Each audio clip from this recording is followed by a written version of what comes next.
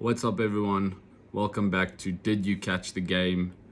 Your Monday wrap up of the weekend sport that just went down. A lot to go through. Pretty good weekend of sport, have to say. So yeah, let's get right into it. Starting at the Cricket World Cup. Proteas had a pretty good day Saturday morning. Broke a few records. Batting wise, we were unbelievable. 300s, first time ever in a Cricket World Cup a team scored 300s. Aiden Markram, the source, getting the fastest ODI 100 ever. Huge fan of his for a long time. So was extremely happy watching that. Our bowling, kind of, what we've expected of late. Just the fast bowling's not good enough. We won the game handily, but I think we're going to be competitive this World Cup. I think we are suited towards Indian conditions with our batting, but our bowling needs to improve. Needs to improve. India beating Australia. They made it interesting. Australia scored 199, which looked quite low. The wicket was tough, but you thought India would cruise. And India were like 3 for 3, something like that, after the first 2 overs. Hazelwood getting a double wicket made in his first over. So they made it interesting, but then Kohli and Rahul were just too good. Kind of made that one easy in the end, but they made it interesting for about 10 minutes, which was fun. Rugby, Ireland, like I thought, cruised to victory against Scotland. I think the big thing, the refereeing was quite poor, just in general. But Ireland played well. I think Scotland didn't really do much with their defence. And I think that's the big difference going further into the competition, is how much stronger the defence is going to be. And that's what I think all the teams that are coming up, Ireland, France, New Zealand, South Africa, is they're all at a higher level than everyone else. So it's going to be interesting to see what happens there. I'm hoping for good refereeing. Like, as a South African fan, I'm hoping we get Wayne Barnes against France, because I think he will be the least affected by the French crowd, the French antics. You just don't want refs to be part of the game. You want it to be about the players and all of that. But yeah, very interesting. And then in the other games, Samoa lost by 1 point to England. Was hoping that Samoa would pull off a miracle there. That would have been hilarious. Wouldn't have affected anything. But it just kind of shows you England aren't that strong against the big teams. I think they're going to get caught out later in the rounds. Argentina also was close against Japan. That side of the pool, we know it's weak. Japan made it close, almost got them, but Argentina won, so they go through. And then big story, Portugal beating Fiji last night. Fiji still go through. They'll have a bit of a wake up now. Portugal, just what a thing for Portuguese rugby. That is like, come on. That is huge for their rugby. Like, I hope this is like a moment in like 15, 16 years. You're looking back and you're like, oh, that was the moment where, Portuguese rugby. And I think everyone's asking for world rugby to look at these tier 2 nations more and give them more of a chance. You don't want to just see them playing, once every 4 years. You want there to be more competitive. You don't want there to be such a big gap. At least we got one upset this whole World Cup, in the pool stages. It was the last game of the pool stages. A 77th minute try. It was awesome. Absolutely awesome stuff. And then going into the quarters, I'll have a separate video about that, but it's going to be juicy. I am super nervous, but it's going to be class. Then going into the Prem, United, who I didn't mention, United and Chelsea. I looked at half time and they were both 1-0 down, and I was like, this is just so typical of their seasons. They've just been so poor. Or not at half time. I think Chelsea actually came back, but they were 1-0 down both quite early.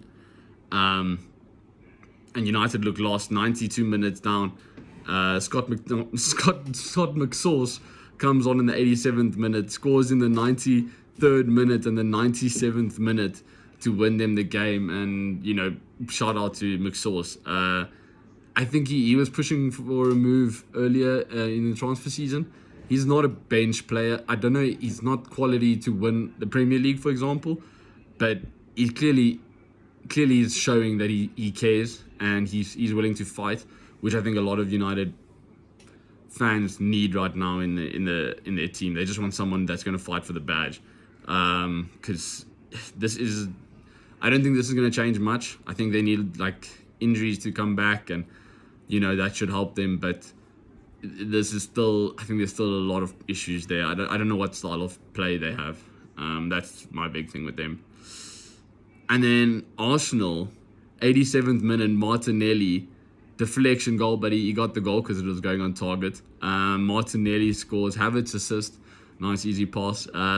City looked poor. They've looked poor the last 3 games. They lost to Wolves, they lost now to Arsenal. Without Rodri and De Bruyne there in the midfield, I don't know. The Pep's normally good at making it seem like they're not missing anyone, but they looked. I mean, the game was boring as all hell, but I think Arsenal played it the right way. They kind of just defended really well. Saliba, I mean, best if not the best centre back in the league right now. He was class. Rice played really well. Arsenal kind of played their game. They didn't have too many chances, but that they did what they needed to do against City, and I think they made the whole league a lot more competitive. Having City lose, it's really close at the top now. They're going to the international break now, tied on points with Spurs, one behind on goal difference. So really, really tight at the top. Good to see City struggling. That's I think what everyone in the Prem wants is it to be competitive. And Spurs, they won. It's tight, man. I mean, this Prem season, I think it's still going to be Arsenal and City. When it comes down later, I think Spurs, when they beat Liverpool, I think I saw that although they scored that last minute goal, they don't have much depth. They don't have that. The first 11 is strong, but after that, there's not much depth. Liverpool defensively, I think we're too shaky. We just don't look composed enough. And then Arsenal and City, I think they've still got the squads to take it deep, to take it long. Spurs obviously don't have any European football, which will help them a lot. But I think they're they're kind of like a season or two away from being really going to be competing in the area. I might eat my words, but I think I'd be surprised if it's not Arsenal and City again at the end of the season. Then F1, Max Verstappen. I mean, he did what he does. He won easily. As he normally does. But interesting story was the McLaren team performing so well. Piastri coming second, getting on the podium, which is great, and Norris. So a lot of confidence for McLaren now and towards the end of the season. They've really been improving a lot.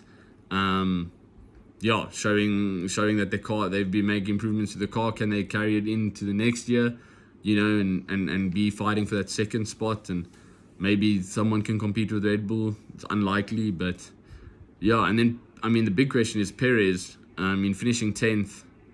So many questions. I'd be so shocked if he has the second seat in Red Bull next season. I don't know who's there. There's probably some names, like I think you've heard all sorts, Tsunoda and Ricciardo and whoever, but I just don't know if it's going to be Perez. He's not been that great this season. Saying that, he's still second in the points list, but I mean, Verstappen alone would be winning the constructors.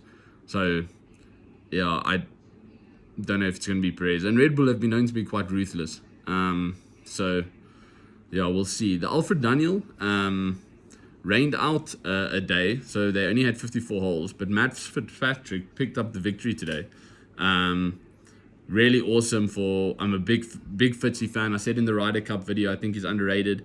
And he it was a slightly weaker field, but he got it done in tough wet conditions. And yeah, I mean, somebody actually said to me, they're like, they don't think Fitzpatrick's got it.